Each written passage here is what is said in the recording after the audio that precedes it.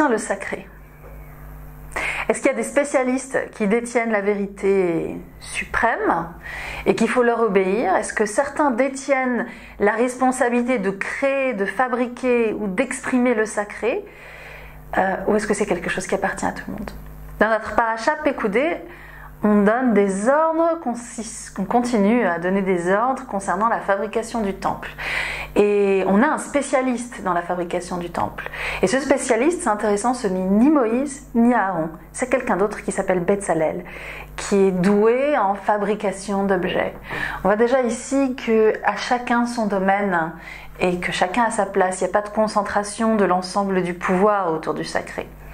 Et ensuite, on est dit, donc nous sommes dans l'Exode, on nous dit au chapitre 38, au verset 22, qu'a fait Betsalel? Il a fait tout ce que Moïse, il a fait tout ce que l'Éternel avait ordonné à Moïse. Il a fait tout ce que Dieu avait ordonné à Moïse. Il n'a pas fait tout ce que Moïse lui a dit. En tout cas, c'est ce que souligne Rashi ici. Il dit qu'il faut faire cette nuance.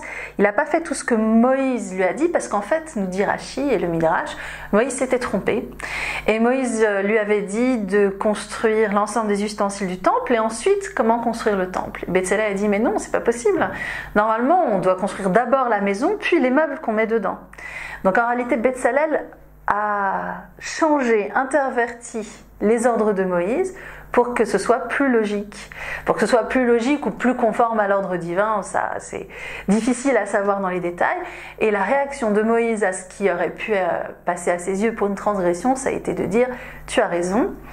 Et c'est ce qu'on dit dans le Talmud Brachot, tu as raison, et justement c'est pour ça qu'on t'a appelé Betsalel, parce que tu es dans l'ombre de Dieu, que tu comprends toi-même, par toi-même, ce que tu as à faire.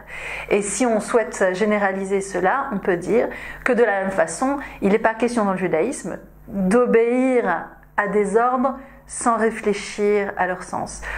Le rabbin Michael Gretz, auprès de qui j'ai fait mon stage rabbinique, m'a dit un jour que si j'hésitais et que j'étais pas très sûre de la conduite à tenir, il me dit quelque chose qui tombe sous le sens mais qui vaut la peine d'être rappelé, en particulier à notre époque, qui est qu'il fallait simplement appliquer la logique et qu'à partir de ça, il y aurait toujours des justifications puisque la halakha et les ordres sont logiques. C'est ce que fait Betsalel. Et c'est ce qu'accepte Moïse.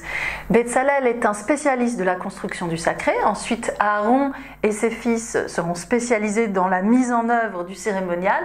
Et en cela, de nouveau, ils agissent d'une façon représentative de l'ensemble du peuple, puisqu'il y a des épaulières sur lesquelles il y a des pierres de shoham, une pierre particulière de l'onyx ou de l'agate, des épaulières sur lesquelles que doivent porter, donc qui sont l'habit du grand prêtre, avec les noms des 12 tribus d'Israël, 6 d'un côté, 6 de l'autre. Il y a un pectoral dans lequel doit être enchâssé 12 pierres précieuses, symbolisant chacune l'une des tribus d'Israël.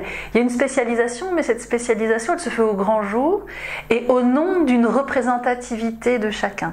Et on continue dans cette lignée de façon assez souple, puisque dans le chapitre 39 de l'Exode, dans notre paracha, au verset 30, on nous dit que le grand prêtre doit porter un fronteau sur lequel est écrit Kadosh l'Adonai. Évidemment, ça nous rappelle les téphilines qu'on évoque dans le Shema Israël, dans le Deutéronome. Enfin, c'est le Deutéronome qui est repris dans le Shema Israël. On nous dit ces paroles que je te donne aujourd'hui, eh bien, tu les mettras en fronteau entre tes yeux, en signe sur ton bras, en face de ton cœur. Donc chacun se retrouve un peu dans la position du grand prêtre, en mettant le matin les téphilines et en se rappelant ce qu'il y a de sacré pour lui dans sa vie en termes de valeur. Et pour conclure, dans ce même verset, on parle de tzitz, et ça nous ramène aux tzitzit qui sont également dans le Shema Israël, qui sont donc ces franges que qu'on doit mettre le jour.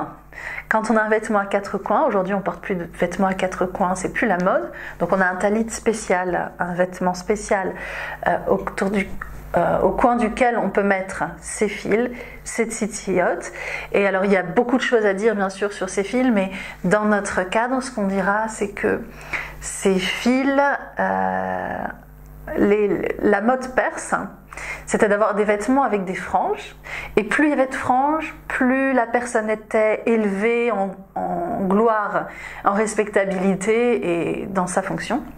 Et donc notre tradition nous demande de porter un talit qui est toujours le même, qui est un talit à 4 coins, 4 franges, comme pour nous dire que nous sommes tous responsables, nous sommes tous des dignitaires à un certain niveau, nous sommes tous responsables de nos vies et responsables du sacré à l'intérieur de nos vies.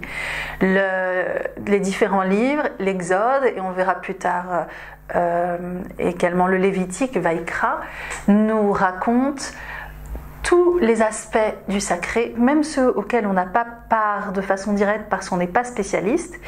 Et quand bien même nous ne sommes pas menuisiers, nous savons comment les menuisiers construisaient le temple.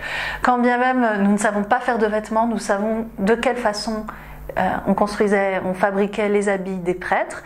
Et quand bien même nous ne sommes pas Kohanim nous-mêmes, on voit donc ici que la Torah nous décrit les règles par lesquelles on réalise un certain nombre de choses de façon ouverte pour qu'on sache quel est le rôle de chacun. Tout le monde a accès à la façon dont les menuisiers, dont les artisans faisaient les ustensiles du temple. Tout le monde a accès à la connaissance concernant la façon dont le talit était réalisé. Et c'est ce qu'on dit également quand on sort la Torah, quand on soulève la Torah, quand on fait la Hagba'ah. Par exemple, le samedi matin à la synagogue, on montre à quel endroit on va lire, car on considère que le savoir appartient à tout le monde et que nous sommes tous responsables du sacré dans nos vies. Qui fabrique le sacré? Chacun d'entre nous, dans la mesure de nos capacités et de nos fonctions en coordination les uns avec les autres.